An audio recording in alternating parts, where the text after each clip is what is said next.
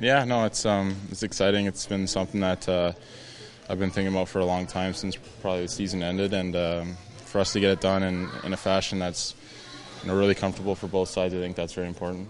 Taylor, has this kind of been going on throughout the summer, or when did the process start, and how much involved have you been in it? I'm just, I haven't really talked to the Oilers myself personally, but my agents have done a great job handling it. After the season was done, I was aware that you can sign an extension after your second season, and we talked about, numbers and whatnot, and when Skinner's deal came up, I think that's when it kind of started the negotiations, and from there it was pretty simple. We just had to agree on a number. I obviously wanted to be here, and I'm extremely thrilled that it worked out. So was the number the salary or the term? 7 years is a long time. I guess when you're only 20. I'm only 20 years old. I mean, I think that just shows the commitment that I have here. I mean, when they said 7 years, I didn't blink. I'm comfortable being here for that long, and I think by that time we're going to be. Hopefully we're a perennial threat, and that's my main goal, and that's my mindset when I sign the deal is that's going to happen. So have you talked to Jordan and said, okay, you've got mine, so? We've had some good dialogue throughout this whole thing, and I think his should be pretty soon. I can't say for sure, but he's along the same path. He wants to be here, so do I, and it's only a matter of time before all this kind of settles and we can go and play hockey. Was there some urgency to get this done before maybe they set some contract limits or some term limits in the new CBA? My agents could probably tell you that a little bit better, but as far as the CBA goes, I'm not sure what the requirements are going to be when the new CBA comes out, but it wasn't really something that we had to rush to get done.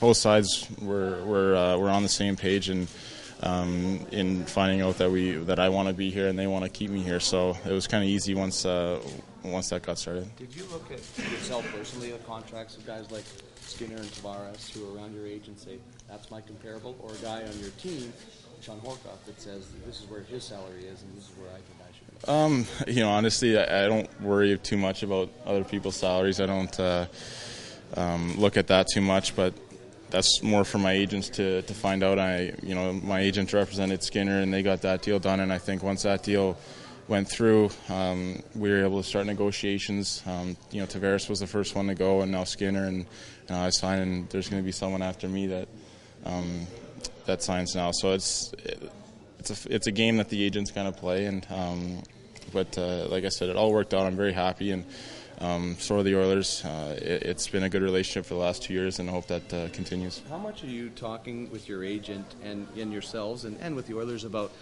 this is the contract I want, but I want to make sure that this team is competitive and we have the funds to be able to sign the other guys? Is that something that you guys talked about trying to keep this team together?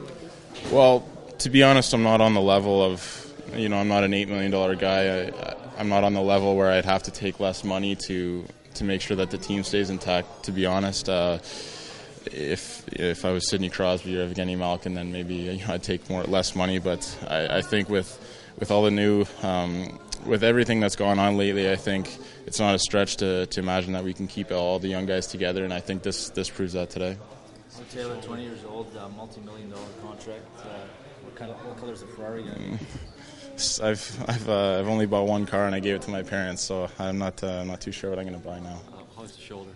It's good. I mean, it felt really good today. I think I'm 4.5 months through a 6-month process, and I'm really positive about it. I'm not going to say that I'm going to be perfect on day one, but it feels really good now, and I'm excited about the process of being healthy. So you could be at camp and actually take some hitting and stuff like that, you figure?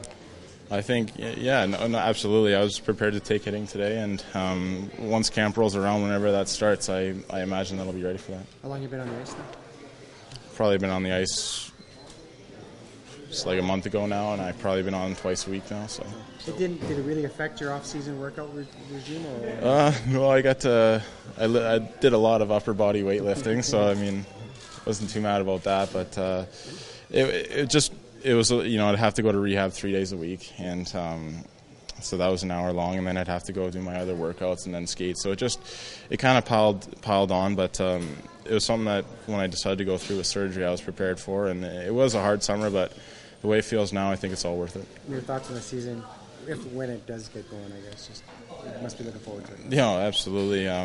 It's been a long off season, especially for me being injured and having rehab. So just me being even back out on the ice now is exciting, and the prospect of a new contract and a new team and a new season, and with Ralph behind the bench, I think everyone's excited. And just flying here last night, I was getting just thinking about the prospects of a new season was very exciting. What about it if the season doesn't start on October 11th? I don't know. I mean, you obviously haven't been through that in junior, where all the season starts and you're sitting around wondering what.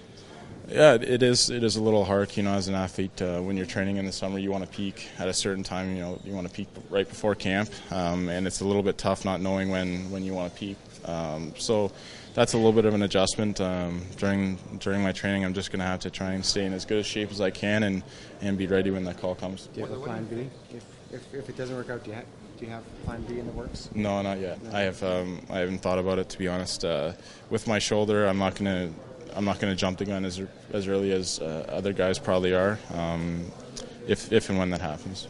What do you think and what do you know about this potential CHL Players Association? Have you talked to any of the guys that know anything about it? And do you think that junior needs a Players Association? Yeah, I read about it last night. That's definitely something that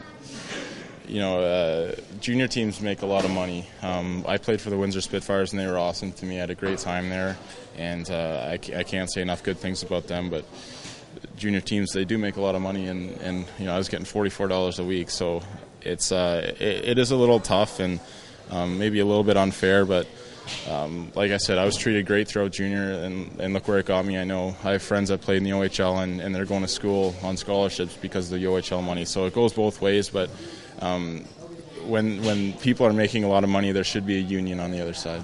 Your old team got their hand slapped pretty hard a while ago. You were part of those groups. Did you see anything going on?